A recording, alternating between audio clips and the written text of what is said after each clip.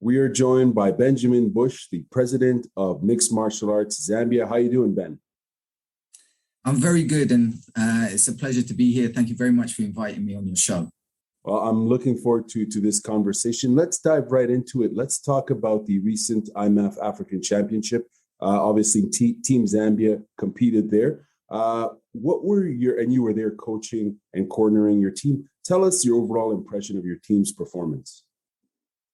I was very satisfied with my team's performance. Actually, we were meant to take more athletes down, but we had issues with bureaucracy and government offices here in Zambia that meant that 3 athletes didn't get their passports. So I genuinely believe that had we had the full team, morale would have been would have been given a boost, and a couple of those guys would have medaled as well. So I would have been expecting five medals, and the 2 that and Ken probably receiving that morale boost and having the correct team behind him, probably he would have got the gold. But that was a great finale.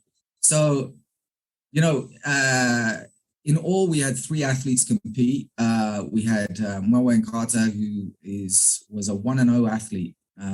And he actually got his win back in October after only 4 months of training against a guy who had been training, for quite some time, who was also 0-0 going into that fight.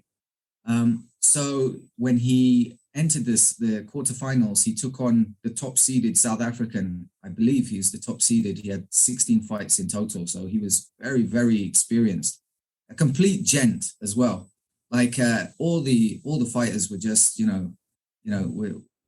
everybody we met there. It was such a great atmosphere. But Moa managed to go the distance, and we saw after watching, his fight back, that he could have won that fight, had we implemented the game plan, because I think nerves were in play there as well, but it was a great fight against a great opponent who we really wish the best for, and hope he turns pro and has a fantastic career. There were 2 other fights, obviously, 2 other fighters, sorry. Kelvin Chishimba. Kelvin is an absolute beast, in competition and in the gym. And I was a bit surprised, actually, he underperformed. But it is what it is, and he unfortunately didn't get through his quarterfinal, but he'll be back.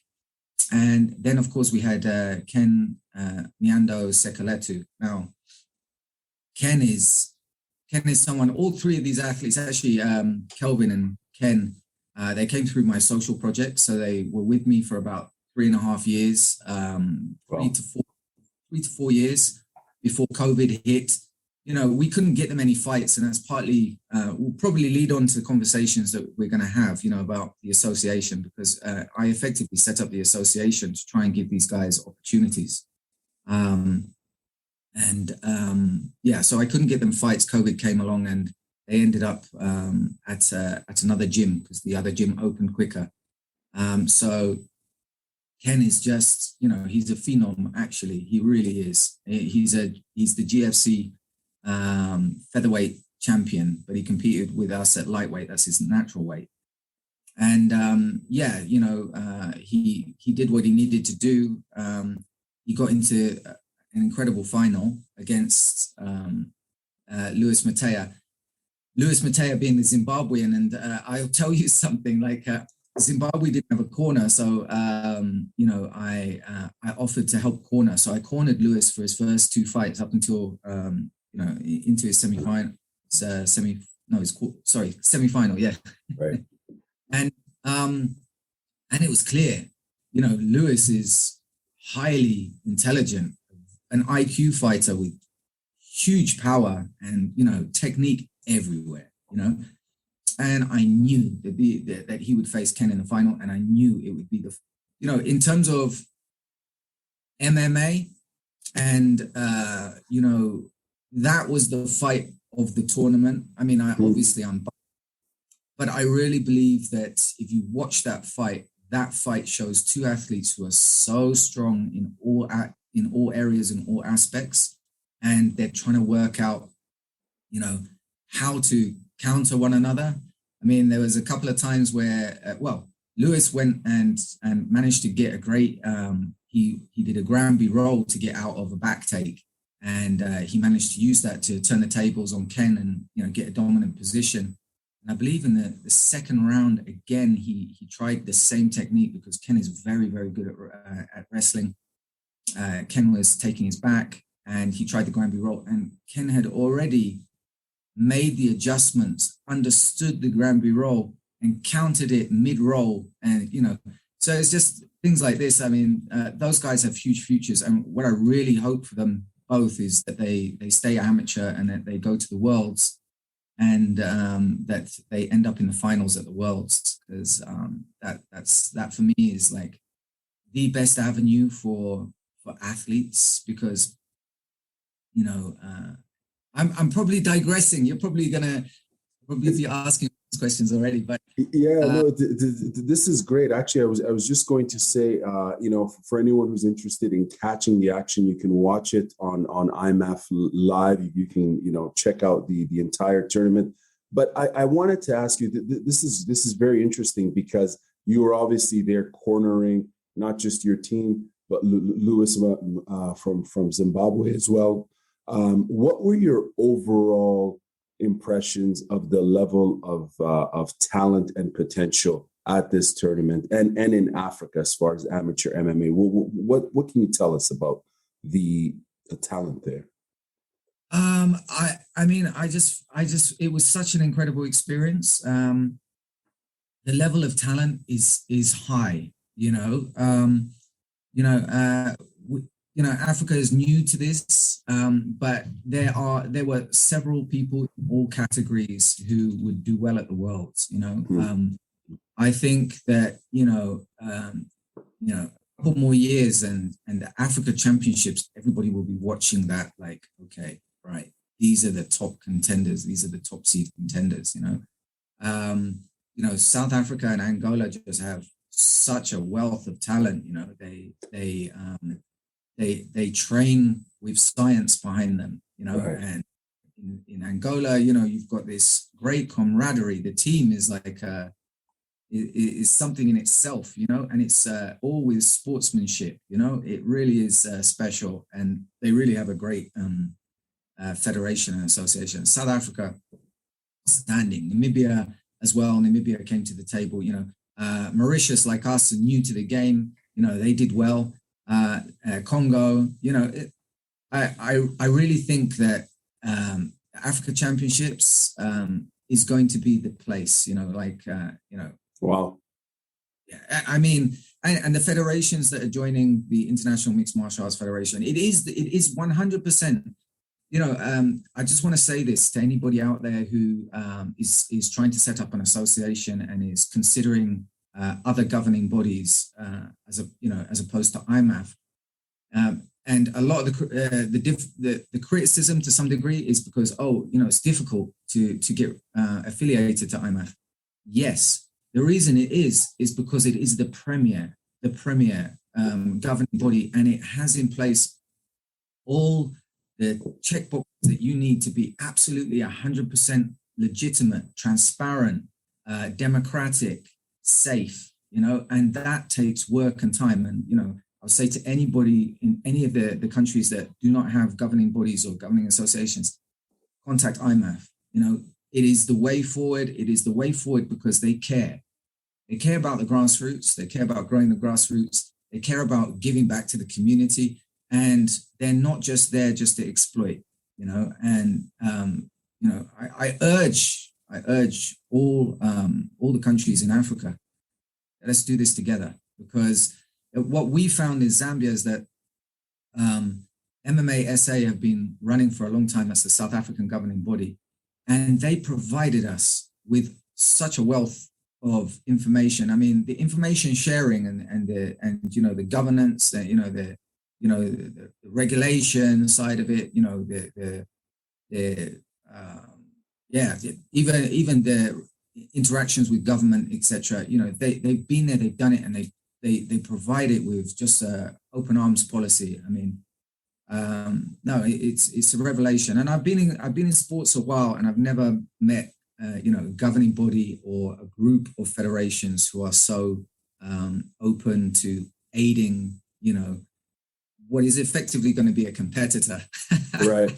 Very interesting. We're going to get into that, but I wanted to ask you, Team Zambia was awarded the Best National Federation for 2021. Tell us what this award means for MMA sports development in Zambia and for you and the team. Congratulations, of course. Thank you very much. For us, it was a huge deal. A lot of sweat and, you know, and hard work went into getting the association up and running. And you know, and we've done a huge amount of work to incorporate, you know, positive social change. Those are buzzwords, but, you know, real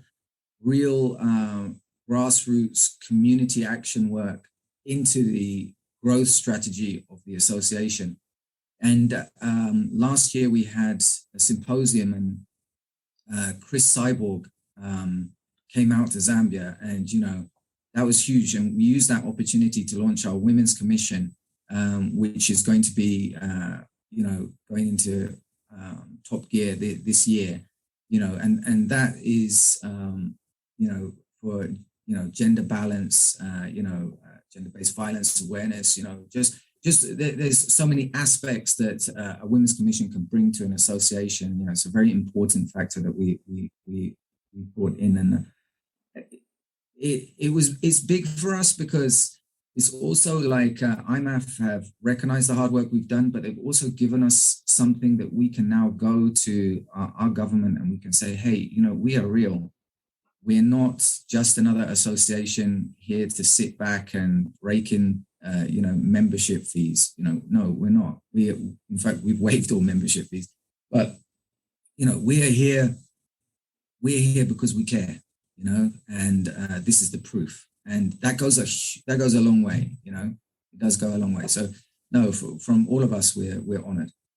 Very interesting. And how did you guys manage to reach out to Cyborg and to bring over? Because I think it's really important, as you mentioned, you know, involving women in development of combat sports, and it's great to see that you guys you and Zambia are taking that leadership, because of course we're seeing. On the professional side, you know, huge growth in women's mixed martial arts, which I think is only beneficial for the entire community, for the participation of women in sports.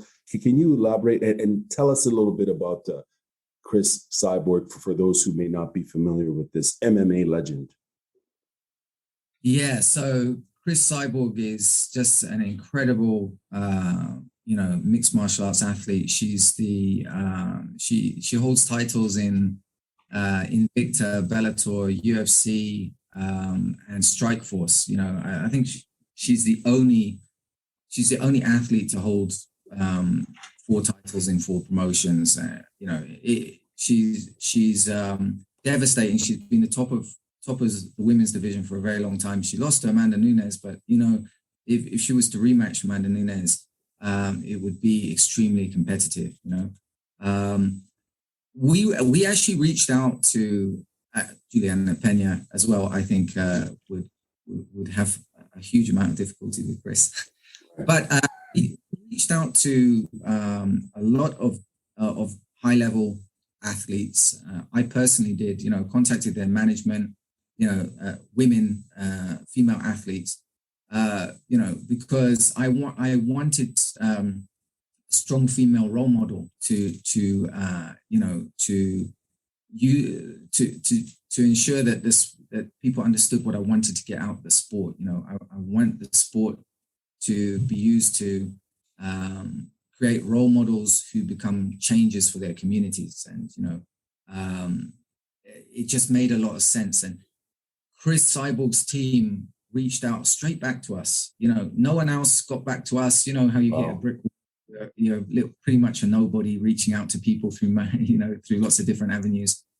You know, and they reached out straight away and they were like, yeah, we're definitely interested. We'd love to. We want to help. We want to do stuff in Africa. In fact, Chris has a relationship with Cyborg. She trained. She did a few fight camps with Richie Kwans in South Africa, and she's done work, I believe, in Ghana. Just charitable work. So she was more than excited to do it, and it snowballed from there. And we had her visit a safe house for young girls, an orphanage, even some other things like an elephant sanctuary, etc. But then there's a symposium. She gave a talk, and her talk was incredible. She gave our whole history from shootbox all the way through to, and you can find that on our Facebook page. It's not got the best audio quality, but the content is just incredible. I just wish we'd nailed the audio quality, because that interview in itself is a very impressive interview. Outstanding. Yeah, I'm definitely going to go back and check that out. Now, it's interesting because earlier on in the conversation you talked about social development in initiatives in the country, and again, I think it's really cool that you guys are doing that. I read an article about this youth development initiatives that you're part of, that you started, actually, I believe. Tell us about this program, why you started it, and its relationship to the development of MMA. Okay, so initially I started the program because I started my gym, and my gym was, and I had a lot of people coming who they couldn't afford to pay.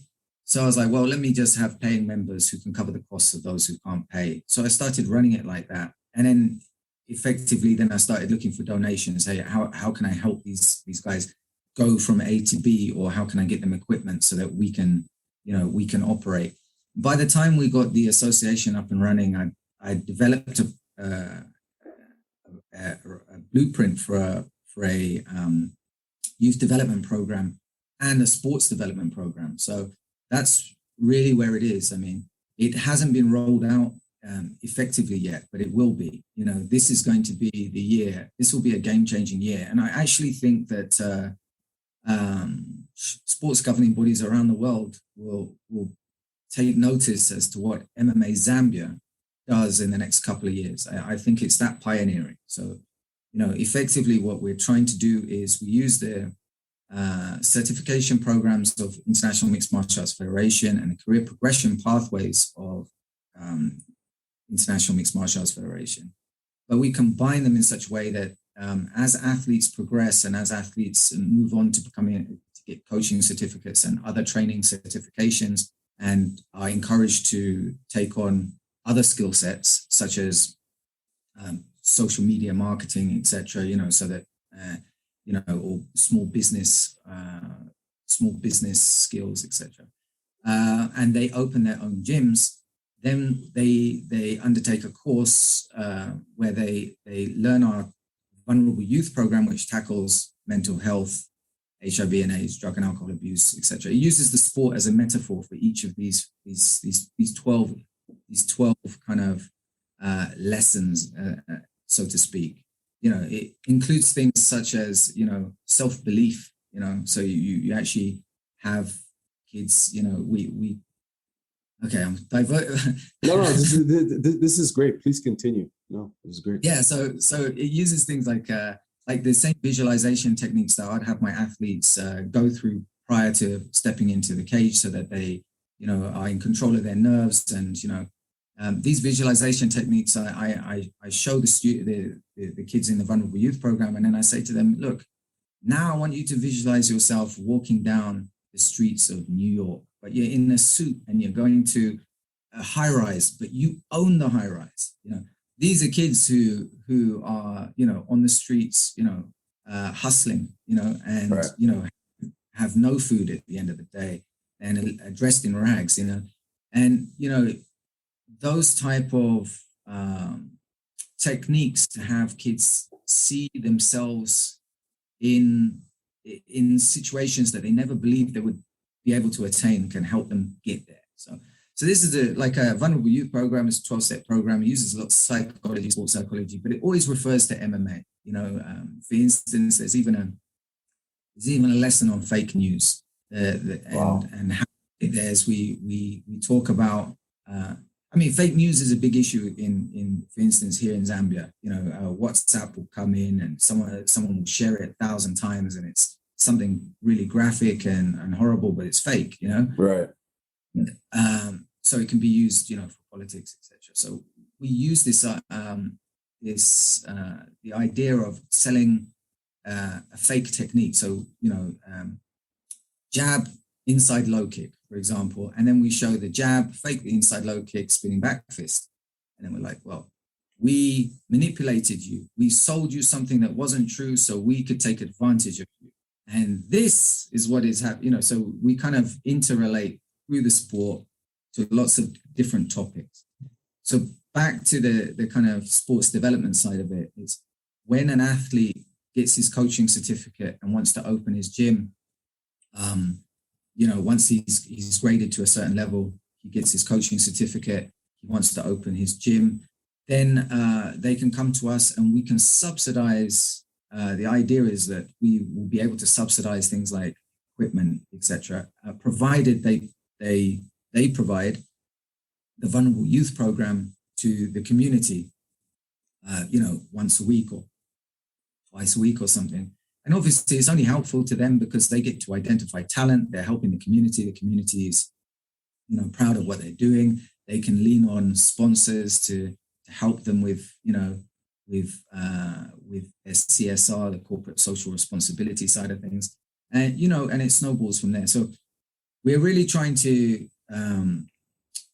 create a network, that can rise up and grow, and that can be self-sufficient, and that athletes do not have to just fall back on being competitors.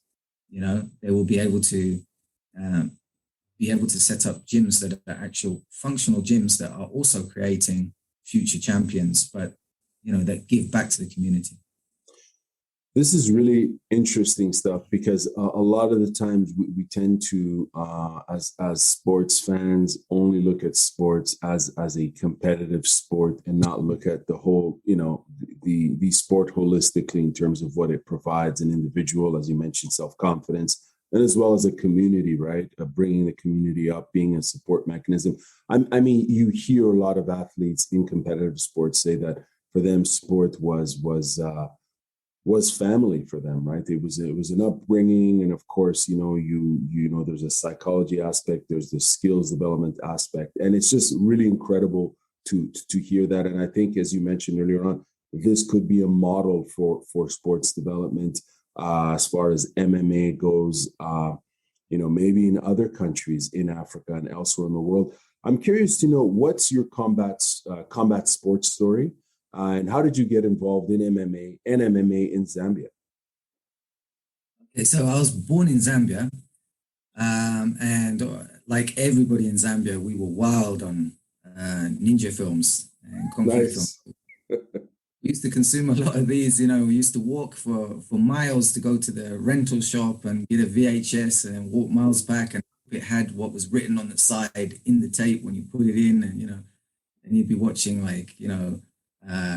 Revenge of the Ninja, or Ninja 3, or Drunken Master, or Snake and Eagle Shadow. And so I was always like a huge fan of kung fu, really. And I ended up doing karate here, and then I went to the UK, and I stopped doing martial arts for quite some time. And I was a bit of a wayward teen, so I got I almost went the wrong way. I could have ended up,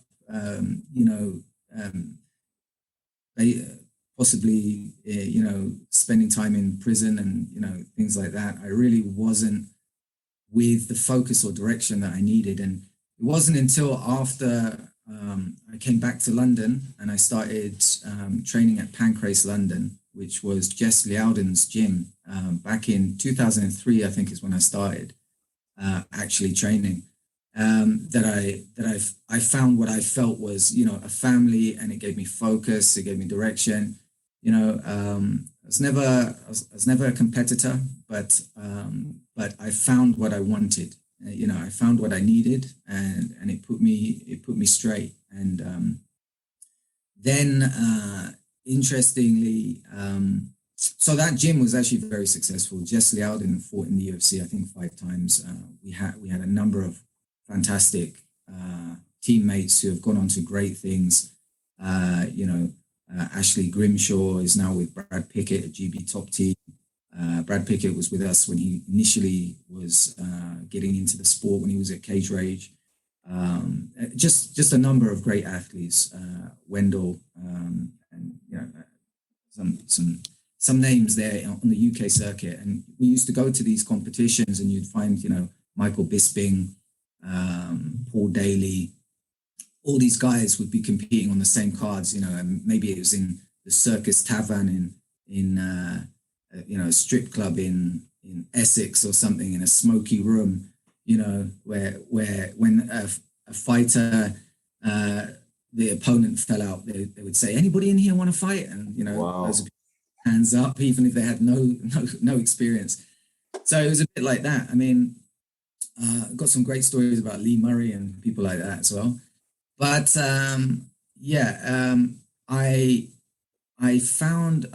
I cornered a friend of mine, Mark Chen, on a fight card, and there was this young Brazilian fighter on the card, and he devastated his opponent, like just absolutely blew him out the water with incredibly, you know, vicious and technical Muay Thai, and then jumped up on the ropes and did this huge backflip. I was like, "Who's this guy, man? He's larger than life." And obviously we're cornering, so we're backstage. And I asked this guy that was sitting on the side in flip-flops, it's like, "Who's the guy that was just fighting?" It's like, "Yeah, it was me." It was Jose Aldo.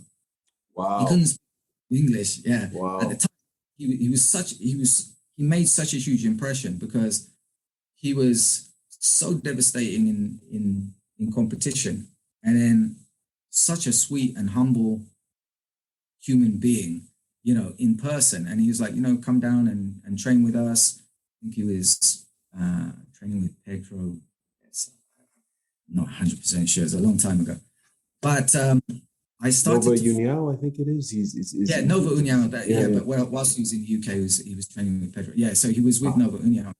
So I started to follow his story, and obviously, like, this was the litmus paper this was the spark for what I did, what I wanted to do, because I found out that he was training out of a social project. Well, he was with Nova União, but when he first moved to Rio, he ended up sleeping on the floor with Hakran Diaz and Marlon Sandro. And he was staying in a drug-controlled favela called Morro de Santa Mauro in the South Zone.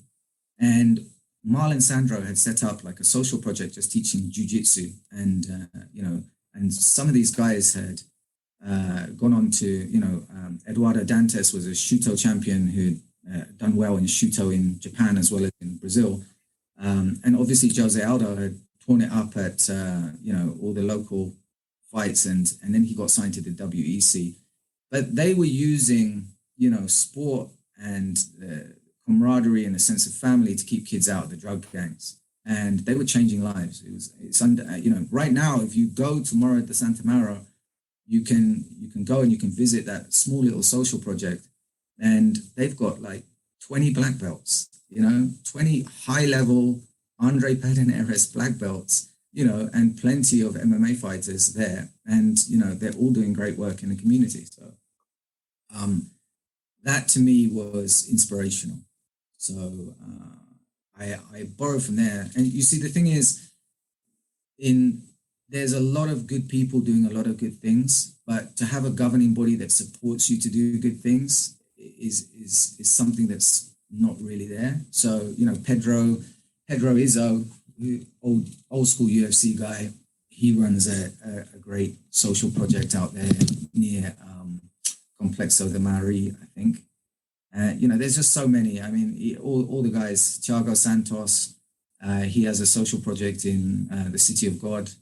And, you know, I'm sure Charles Oliveira does his fair share as well. I mean, everybody puts back, and what I wanted to do is put in place a culture of giving back, from the foundations. It's interesting because I I'm familiar with some of these projects, but in addition to that, there's a lot of that sort of initiative as well in other combat sports, such as judo. You see a lot of that, and jiu-jitsu, of course, all over the world, where they're really doing incredible social development work and so on. So again, it goes back to the importance of showcasing the value of the sport, because it truly is more than a sport. On that note, I think the topic of Lee Murray is probably a standalone episode, because and it's fascinating because in the 2000s, in the UK, I mean, there was a real boom in mixed martial arts, and I think any combat sports fan, especially I think later in the mid to late 2000s, correct me if I'm wrong, but there was a lot of noise coming out of the UK on the mixed martial arts side. Of course, boxing is huge there, and other combat sports. But quick question about Lee Murray, because I remember the hype around this guy at one point, but before he went off on his tangent. yeah, totally. But if, like, the hype in terms of him as a mixed martial arts fight, like, they were really hyping him up. And in your opinion, and I'm surprised there's no documentary, Netflix or some other streaming site documentary on this individual, because out of all the characters, and obviously I don't know this guy personally or anything like that, but hearing stories over the years, it seemed like he's one original character. Tell us about him as a competitor. How good was he at that time? Because the hype was really like he was the next big thing coming out of UK MMA. I mean, I think the hype was justified, like, he was an absolute warrior, and his boxing was just on fire.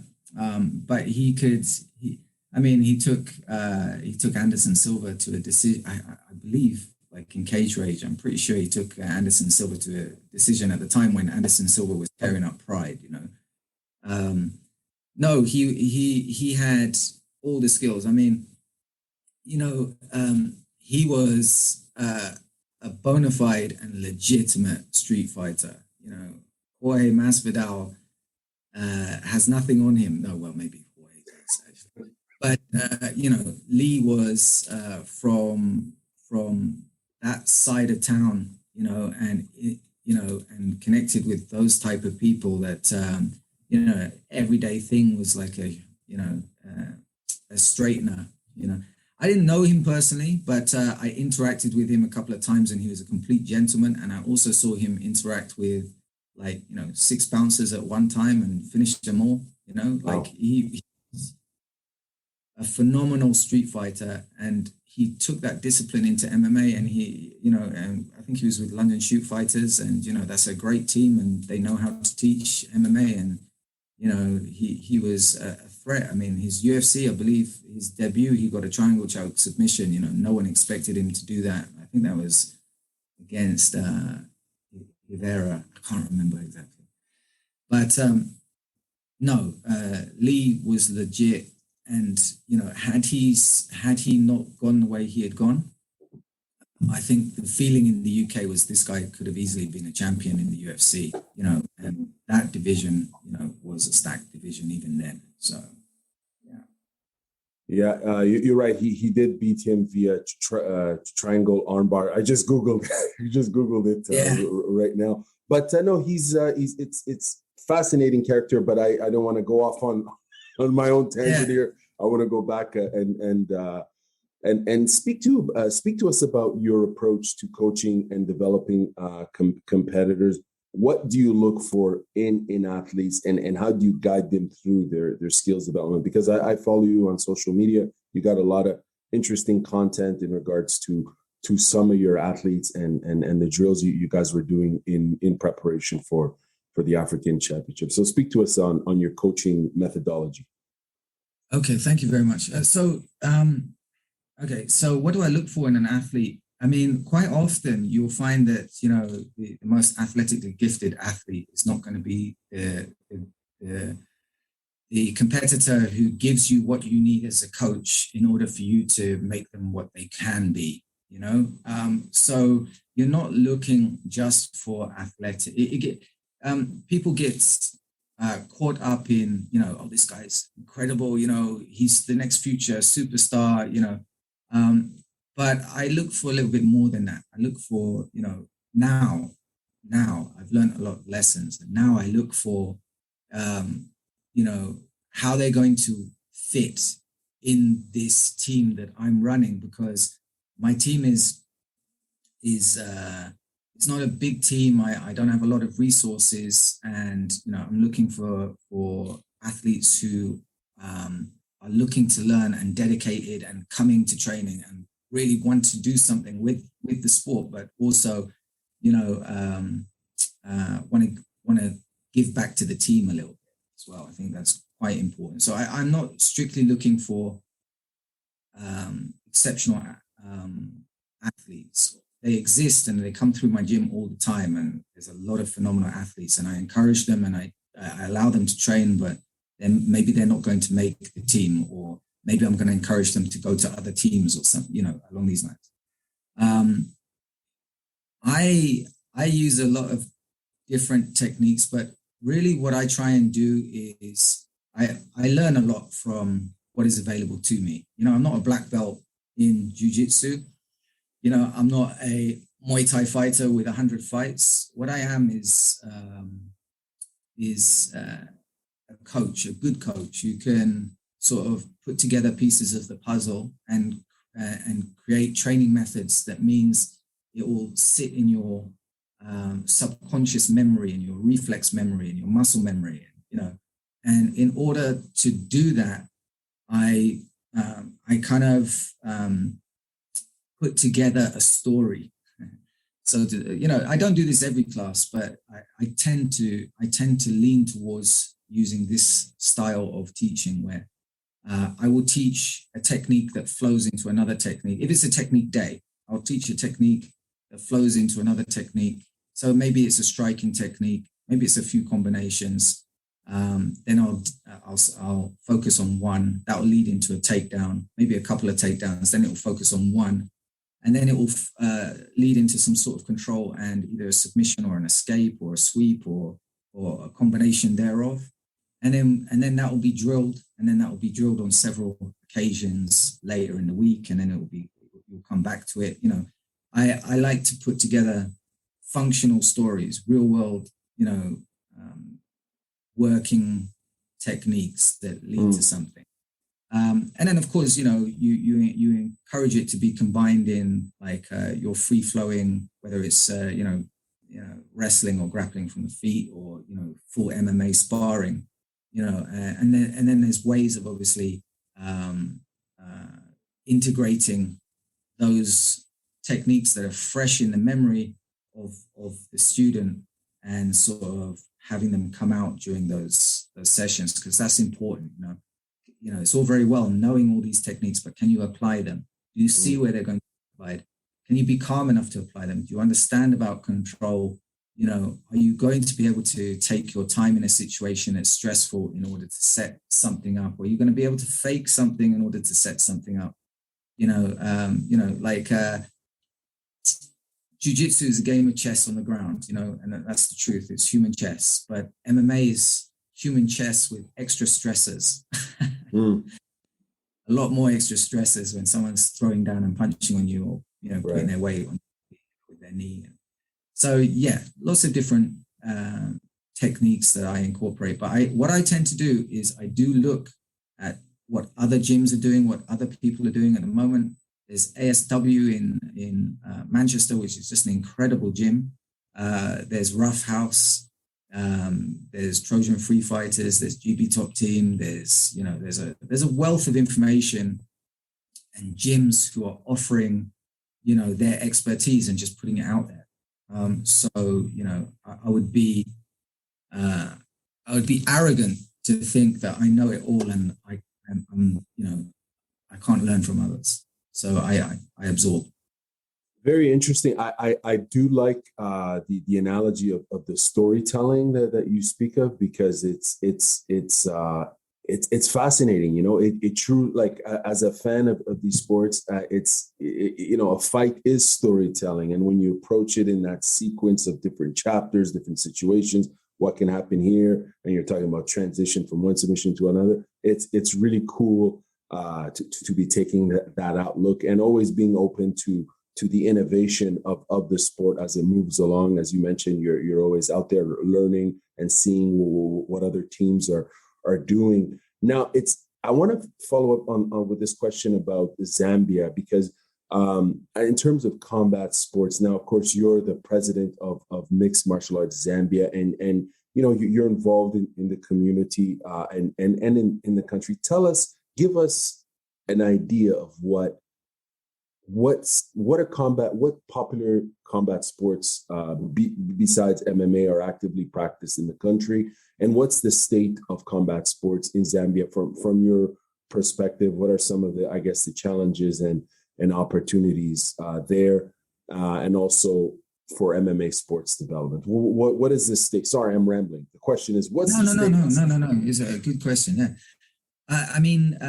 so traditionally, Zambia has always been, hugely into boxing, and we have some fantastic boxers and fantastic female boxers as well. All the way from the days of Lokti Mwale, even to the days of Catherine Piri, and now Black Diamond. We've got good boxing and good boxing stables here in Zambia. We've got good judo. Our judo competitors tend to always make it to the Olympics and always throw up some prizes at the Olympics, and occasionally medal. I think the Judo Association is just such a well-organized association, one of the best associations that we look to some degree to emulate. Then you have Kyokushin karate. So you've got a lot of different karates, and you've got the full contact karates, and they have a lot of members, and high level strikers. They tend to not just strictly stick to Kyokushin, and they tend to mix it up with sort of kickboxing K1 style. But those competitors, so we have a good striking base. I mean, I would say that, technical wise, there's room for improvements across the board in terms of striking, more sort of technical aspects. I'm sure that, at the core of all these sports that I've said, the technical aspects are there. But, in general, I find strikers coming, who keep their chin up and, shoulders down, and don't throw the punches as efficiently as they should, or as defensively minded as they should, and fighters who tend to move forward rather than know how to throw anything moving backwards. But these are standard issues that that I'm sure all gyms and all coaches and instructors come across. How it relates, I mean, what it does is it actually provides MMA. We are here in such a capacity that we can actually help all these associations, because the difficulty with all these associations, aside from boxing, is that they're all, amateur based. There's no professional outlet for these athletes. You're a fantastic Kyokushin guy, you're world class, but you want to earn a living, or same with judo, etc. So we don't want to take athletes away from any of these incredible disciplines. These disciplines actually are part of MMA. They lend themselves. They're part. They're integral to mixed martial arts. What we want is competitors from those disciplines to be able to compete in MMA, but give them everything that they need in order to train safely, correctly, and provide their athletes with the correct training methods, etc., so that when it comes to competition, they're not lost. Because still to this day, I still have people come who are like, no, I know MMA. I'm a black belt in A, B, C, and D, but I've watched a few clips on jiu-jitsu, so I've got no problems. Put me in the fight. I'm like, yeah, no, yeah. So we have to get there, but I believe that the work that has been done by these other associations is only going to be strengthened when, for instance, the boxing club from OYDC has an MMA team who are also bringing publicity to that boxing team. The same with judo, the same with kyokushin, the same with dendokan, the same with any of these other styles. I think MMA is here to help, and I think it will. But in all sports development, or there's a lot of politics involved, and you have to make sure that people trust you and understand your objectives, and realize the authority as well that you bring, which we do bring, because we've got National Sports Council recognition and IMMAF recognition, and how that can actually aid them for their own ends as well. Very interesting. It sounds to me like there's a lot of potential synergy in terms of collaboration and so on in Zambia from what you're saying. In terms of the Africa Championships that just happened, what are your, as a coach, what are your main takeaways from this year's championship, and what will you and the team be focusing on moving forward? Because I'm sure there were a lot of lessons learned. Can you tell us a little bit about that? Yeah, for sure. Okay, so I was hugely encouraged. I could see that the athletes, that we took the potential that they had to do better than they did, and I was proud of what they achieved. It would be foolhardy of me to walk away from the Africa Championships going, you see, we're really good. We're going to do just fine. We'll just keep doing what we're doing. No, I mean, there's a lot of adaptions, that I've seen that we can take, that we can start to work on in terms of, control, more to do with control than anything else. Distance control, control of the hexagon, because we were the EFC Institute. Control the fight area, basically. Control on the ground. Not jumping on submissions when they're risky. These type of things. Just all in order, just to come back more mature, I think is what we'll do. And we're going to come back. Hopefully, we'll go to the Worlds. And if we go to the Worlds, hopefully, we'll take a larger team. And when we take a larger team, we will have more of a fight camp. We only had 2.5 weeks to prepare for Africa Championships. We will have like a good 2 months of preparation. And the athletes are also going to get more experience because we're about to roll out the National Amateur League, which again feeds into what I was talking about, because so far in Zambia, there's only been one amateur MMA event, and that's all MMA events in total, one amateur MMA event, one regulated event. And what we want to do is put on regular, monthly events that lead into a national selection and that engage the entire country. But we have to take baby steps. We can't just jump in there. And we want to encourage promoters as well to put on events. The problem is, as is the case with anywhere, promoters want to put on, events without understanding anything to do with the safety of sport.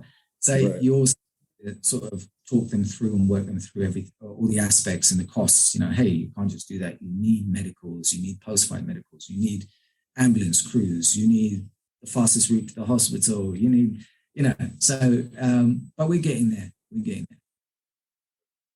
Very interesting. So there's a possibility of running one event a month, so 12 events a year. Wow. Yeah, we're working towards that. Right. The first is slated for July, and then we're going to do it bi-monthly, so every 2 months for the first 6 events. And then after that, we want to do it monthly, accepting any IMMAF, big events that we need to plan for. And we also want to hold effectively an open, which would be, like a few hundred competitors over 2 or 3 days with more than one cage. But we have to work our way there, because the difficulty that you have is not having the right officials or the right, managers, event runners, basically, event management. And the officials, we need our officials to be IMMAF certified if we want to officiate a amateur event where the results actually matter in the IMMAF scheme of things.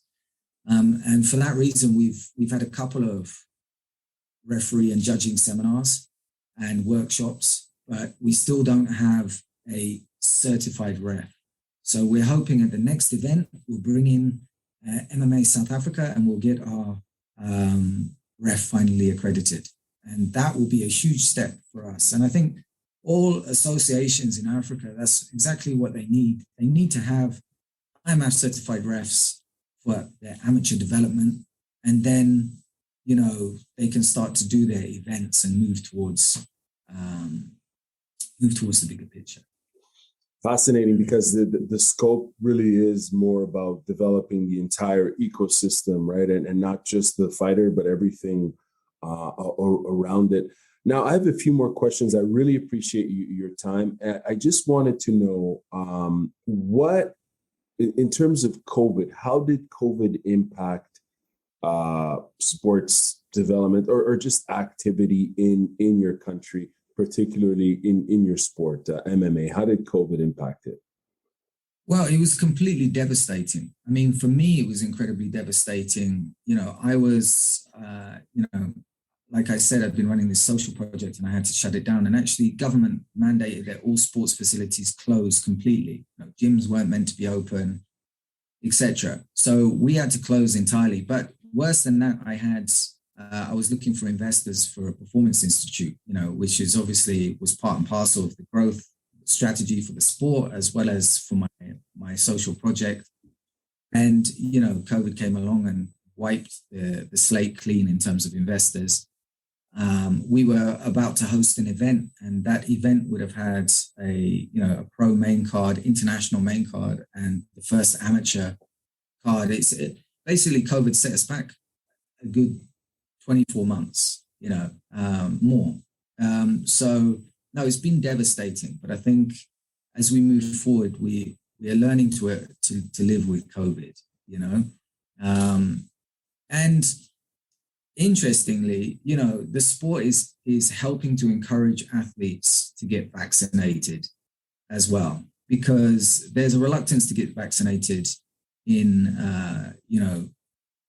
a lot of the communities, because there's a lot of disinformation about vaccinations, that your DNA will change, these type of things. But then if you want to go and compete and you want to travel and you want to go to South Africa, and you're vaccinated, it's so much easier than having to pay what is, a month's wage for a COVID test every time you travel both ways, Right. So slowly, I think, the sport will actually encourage the uptake of vaccinations, etc.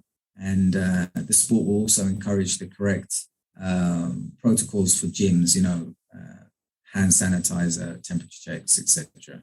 So I think we're getting it, but definitely it was devastating. It really was. Yeah, I can imagine, and obviously we wish you all the best in as you scale back up and you put on all these events, and you know what I mean. I would imagine it takes a lot of effort and a lot of work, but you know you guys are making the magic happen there as far as MMA sports development. What are your thoughts on IMMAF and how they're developing the sport in Africa and worldwide? Well, what are your thoughts on IMMAF? I think they're doing an incredible job. I really do. I think, they're learning about the continent as well as they go, and they're adapting. And with those adaptations, they're providing more support. It's very difficult here,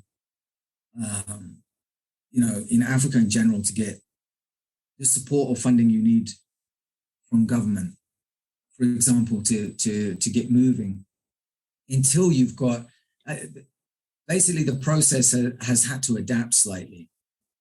But what they offer in terms of, resources and support is second to none, as I said earlier. It really is. Development of the sport, I mean, on the African continent, the fact that I can now reach out to Angola, the president of Angola, arrange a competition in Angola, go down with my fighters, and likewise they can come here, and same with Zimbabwe and Namibia. And as we grow the IMMAF family, it's only going to open the doors for more opportunities for athletes.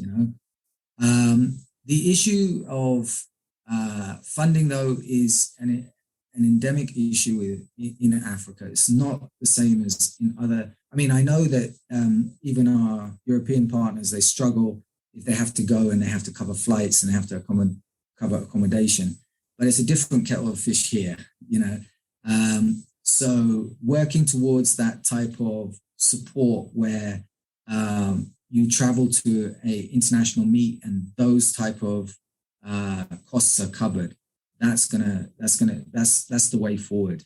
And I think we're all on the road to those goals.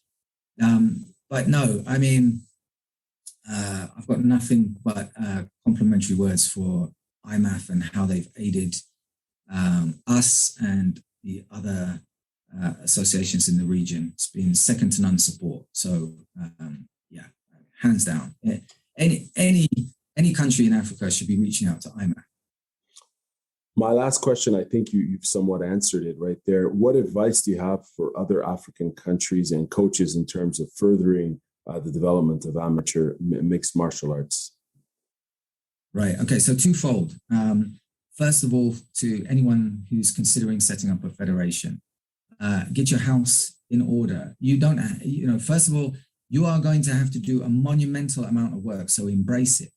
You are going to need a team behind you, and they're not necessarily going to pull their weight until you have set the foundations. What you need is a very strong constitution, which is transparent, democratic, lays the foundations and protects the vision. This is extremely important. Once you have that, you need to work towards registration with your National Sports Council or your Ministry of Sport. It's extremely important. At the same time, you can then engage IMMAF and they will help you towards those ends and those goals. Excuse me. So it is about a strong constitution and understanding the principles involved, the career progression pathways, the certification programs, how you're going to, in order for your athletes, that transparency, etc. For coaches on the continent, I'll just say, never think you know everything. Keep looking, keep learning, keep adapting. You will be able to achieve what you want to achieve. You just got to work hard at it, and you need to support whichever group comes together as a governing body, because there tends to always be a lot of infighting and a lot of suspicion, but you need that structure. You need to work within that structure. So you support the association that is looking to affiliate with IMMAF and the National Sports Council. They will be guided by IMMAF, even if you don't necessarily, even if you're suspicious of some of the people at the top. Trust me, they have to conform to what good governance is, or else they will not be a part of IMMAF. So, work to support them. That's some excellent advice. I just want to thank you again for this great interview. I'd like to know, where can we follow you online? And if people want to reach out, how can they reach out to you? Thank you very much again. I appreciate your time and your effort here. And I think your channel is really interesting. And I'm looking forward to cross-promoting and working with you, because I think what you're doing is fantastic. Thank you. So you can find my team is called Ulemu Fight Academy, which means respect. So Ulemu Fight Academy, ULEMU. That's on Facebook. I've lost my Instagram handle, but yeah, I'll get that going again. You can also follow the association, which is very informative, and we do a lot of good social media stuff. That is MMA Zambia. MMA Zambia. You can't miss it. It's got the IMMAF style logo with our national flag. And then myself, you can find me. I've got a public profile on Facebook as well. That's Benjamin Z. Bush. You can find me on Facebook there. And I'm on Instagram with my personal Instagram, which is Ben_Impanga.